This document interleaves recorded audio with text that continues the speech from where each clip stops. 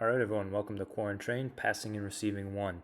This is all about a variety of simple passes to a little bit more complex. If you follow the recommendations here, you'll have 52 to 56 minutes of work here with passing the ball. So we start simple, two touch on the right side only. And you'll see here throughout the workout, everything is work for a minute, rest for a minute. So when I say that 50 some minutes, we're talking about half that time working with the ball, half the time resting. And on your rest, you can actively rest. You can juggle, you can walk around, you can do dynamic stretches, you can keep an active rest and keep your heart rate up. So as you've been watching here, two touch, right side only, find any surface to knock the ball around. Here I found a firm spot between the garage. It can be a spot on your wall. It can be, if you don't have a firm surface, a curb, a wall, a basement, an office.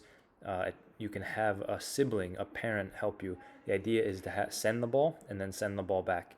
In here, now we're looking for two touches. So one touch to control, prepare, strike through the ball with your ankle locked, your toe up so it exposes a nice firm inside the foot surface. Right foot, left on the right side, receive, and then left on the left side. After you do two touch, now we go to one touch. So it'll take a little bit of time. You can start close to the wall to get the rhythm. And once you get the rhythm, the idea is you're striking through the middle of the ball, the back middle of the ball, striking through at a medium weight, so it comes back to you at a medium weight. If you underhit the ball, you'll lose your rhythm, or if you overhit the ball, you'll be prepared to challenge yourself in your touch. So you'll see now I increase the pace a little bit, hit it at further. Notice my arms are active, my knees are bent, my shoulders are over the ball, and I'm preparing to deal with the ball coming at me each time one touch. Now, same thing with the left, and this happens.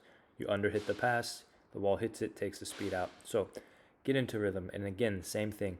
Your non-kicking foot should be pointed at your target. Your inside of the foot should be striking the ball every time. Your shoulders are over the ball. Your head is in contact. And then as you challenge yourself and you really hit it further and further, it's okay. If you make a mistake, try it again. All right. After you focus on one side, now we're alternating side. So two touch. The right side hits it over to the left receives, and then passes over to the right. So this is as much about your footwork as it is the angle of your pass.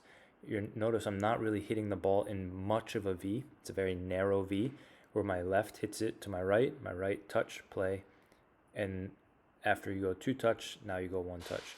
1 minute work, 1 minute rest, right to left, left to right, left, left. So I'm very much on the ball of my feet, always striking the ball with the inside of my foot, working on the passes. And notice right here, if I need to, only 1 or 2 yards from the wall or the person that I'm hitting it to, and then they would just be sending it back to the other side as quickly as possible. All right, I open my hips, my shoulders are leaning forward, my eyes are on the ball, trying to strike the middle of the ball. If I hit too low on the ball, you'll see it rises and it gets a bounce. And then my challenge is to get it back on the deck as quickly as possible to ensure the quality. All right. As you get more advanced with it, you challenge yourself, hit the ball into the wall harder and harder. Next, laces. All right, so this can be a little bit of a tricky technique if you're on a hard surface like I'm on concrete here, but the goal here is that you're striking with your laces only. So I'm using my right side. I'm not even a full yard, maybe 2 feet, maybe 2.5 feet from the wall, and I'm practicing getting my ankle locked, my toe locked down, my knee driving up, and the movement coming more from my hip than from my knee. A little bit difficult when the ball's on the ground because as you strike with this, it has a tendency to pop up.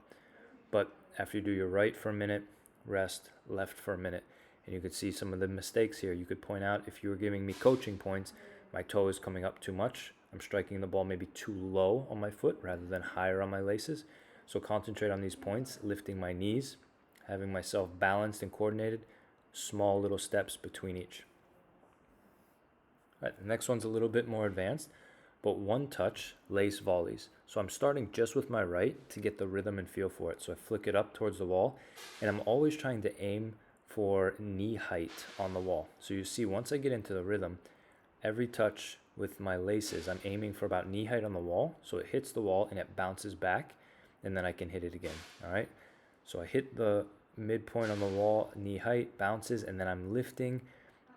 And once you get the rhythm of it, this is a little bit more advanced. This is very good for your technique of hitting volleys, of taking the ball out of the air, working on your control. So same thing, 2 with your left, 2 with your right. So now you see me working on my left. I have to have nice foot action, be on my toes, adjust myself to the path of the ball. All right, move my foot in line with the ball, working on my foot-eye coordination, striking through the middle of the ball. We did one touch laces with one foot. Now we're trying to alternate. So my right hits the laces onto my left and my left onto my right. You'll notice that you have to, again, like before, get into the rhythm. So laces, ankle locked, strike through the ball, and as it hits off the wall, you're adjusting your feet to get into the path. All right, this is one that feels a little bit different because you feel like your toe might even hit the ground. All right, just get into the feeling of it, get into the rhythm of it. 1 minute of work, 1 minute of rest. All right, now one touch alternating volleys. So now I'm going right to left, right to left.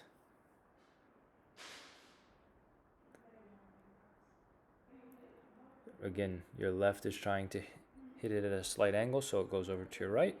Your right is trying to hit it on a slight angle, so it goes over to the left. There should be minimal spin on the ball, and once you get into a rhythm, you're hitting that same spot on the wall, letting it bounce, and then you're striking down on the ball. The ball should not keep rising if you're hitting the middle of the ball. All right, between knee height or lower on the wall, you're able to redirect it by adjusting your feet and getting into the path of the ball. All right, this should be done at a medium tempo. You're not trying to go super fast because then you'll obviously use control. And if you go too slow, then the ball stops working with you. All right, notice there's a lot of movement in the hip. My knee is not swinging and my foot is not swinging. My ankle is locked and my toe is pointed down.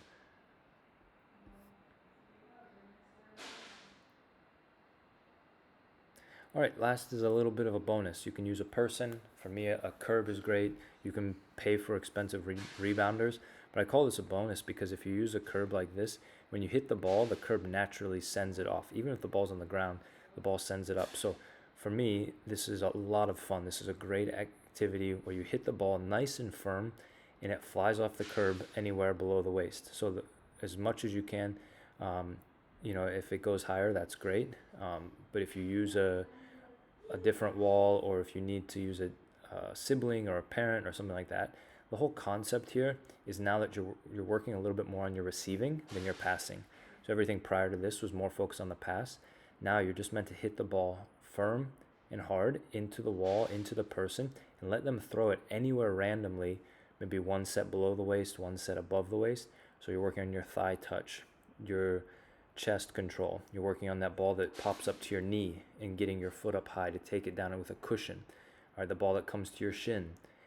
All right, this is all about challenging your touch. And for me, you notice it's just about control, set up, let the ball get to the ground, or put it onto the ground and then hit the next pass nice and hard.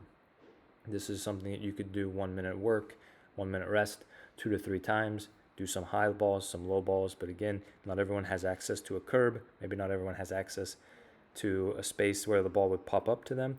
But this focus is really quite fun to challenge yourself to deal with any ball that comes to you in the air, put it down, and go again. All right, we'll wrap up with this passing and receiving. In my opinion, one of the most legendary passers who also had a fantastic touch. Iniesta, played for Barcelona, just masterful with the ball. So watch videos of him, enjoy it. But all these touches lead to you to have great control, great touch on the ball. Keep working hard. Hope you enjoy.